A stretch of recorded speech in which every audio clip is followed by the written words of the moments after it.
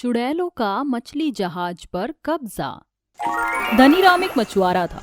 वह अपने मालिक शिवा के लिए काम करता था। शिवा एक बहुत ही बड़ा मछुआरा था। उसके अंडर काफी मछुआरे काम किया करते थे। एक दिन शिवा अपनी मछली वाले जहाज पर सभी मछुआरों को बुलाता है और उनसे बोलता है, मेरे सभी मछुआरे, आज मैं तुम लोगों की यहाँ पर एक मीटिंग रख रहा हूँ, क्योंकि तुम सभी को दक्षिणी टापू पर जाकर वहाँ से बहुत सारी मछलियाँ पकड़ कर लानी है। मैंने सुना है वहाँ पर मछलियों की तादाद ज्यादा है, तो तुम सब मुझे बता दो कि कौन कौन उस टापू पर जाएगा। अरे मालिक, हमने तो सुना है कि वहां पर कोई भी जहाज जाता है तो वहां से वापस लौट कर नहीं आता। अरे धनीराम, ये सब मनगढ़ंत कहानियां हैं, ऐसा कुछ भी नहीं है। और जो भी उस टापू पर जाकर वहां से मछलियां लेकर आएगा, उसको एक मैनेजर की पोस्ट मिल जाएगी, क्योंकि मेरा मछली का कारोबार बहुत ही बड़ा है। उस टापू पर केवल 5 लोग ही जा सकते हैं। अब तुम सब आपस में बात कर लो कि कौन कौन जाएगा। शाम तक मुझे अपने नाम की डिटेल दे देना, मैं उन सभी को अगले दिन उस टापू पर भेज दूंगा। मालिक, मेरा एक सवाल है। मैनेजर तो केवल एक ही बनता है और आप भेज 5 लोगों को रहे हैं। अगर हम में से कोई एक मैनेजर बनता है तो बाकी के 4 लोग क्या करेंगे? अरे चंदू, तुम सवाल जवाब बहुत करते हो। मैंने अभी थोड़ी देर पहले तुम्हें क्या बताया कि मेरा मछली का कारोबार बहुत ही बड़ा है। मैं तुम सभी 5 जनों को एक एक मछली के कारोबार के बिजनेस में मैनेजर बना दूंगा। तो जिसको भी जाना है, मुझे शाम 4 बजे तक अपना नाम दे देना। इतना कहकर शिवा वहाँ से चला जाता है। वहीं दूसरी तरफ राजू, धनीराम और बाकी के लोग आपस में बात कर रहे होते हैं। अरे धनीराम भैया, अब हम क्या करें? हमको तो मैनेजर की पोस्ट चाहिए, लेकिन हमका दक्षिण टापुआ पर जाए का मन नहीं करत है, काहे कि रास्ते में भयानक चुड़ैल आवत है। अरे हीरालाल भैया, अब हम सब का कर सकत है? अगर अपने बीवी और बचवा को पाले का है तो ई जोखिम उठाए का ही पड़ी। तो भैया लोगों, तू सब अपना अपना नाम हमरा पास आज लिखाई दो, हम शाम तक शिवा मालिक के पास दे देंगे। इतना कहकर सभी लोग अपना अपना नाम दे देते हैं और अगली सुबह सभी मछुआरे मछली जहाज पर बैठकर टापू पर जाने की तैयारी करने लगते हैं। थोड़ी देर बाद मछली पकड़ने के लिए जहाज चलने लगता है। कुछ घंटों के बाद वो दक्षिण टापू पर पहुंच जाते हैं और बहुत सारी मछलियां पकड़ लेते हैं। राजू बोलता है, बहुत बड़ी मछली पकड़ लिया भैया, अब चलो वापस घर की तरफ। देखा, हम यहाँ पर आ भी गए और मछलियां भी पकड़नी, कोई चुड़ैल नहीं है यहाँ पर।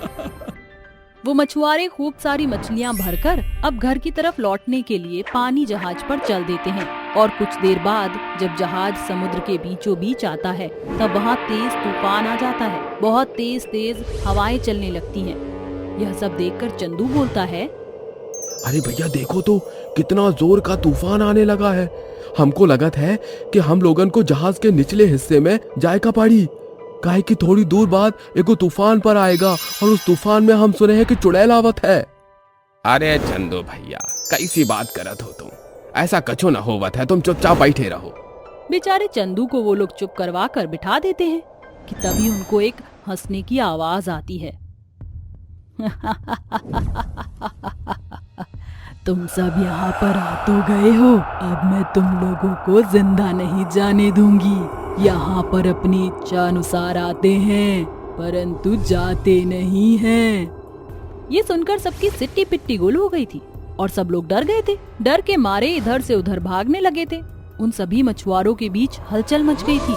वो लोग भाग ही रहे थे कि इतने में वहाँ पर एक बड़ा सा हेलीकॉप्टर आता है और उनमें से बहुत सारे भूत और चुड़ैल नीचे आने लगती हैं। उन चुड़ैलों को देख हीरालाल बोलता है, अरे धनीराम देखो, ये चुड़ैल अपने हेलीकॉप्टर से हमारी तरफ आ गई है। अब हम अपनी जान कैसे बचाएं?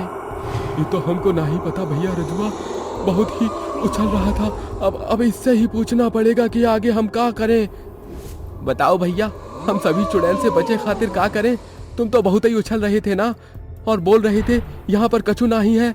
वह लोग आपस में झगड़ ही रहे होते हैं कि इतने में चुड़ैल उन पर हमला कर देती है और एक आदमी को उठाकर खा जाती है और खूब तेज तेज हंसने लगती है।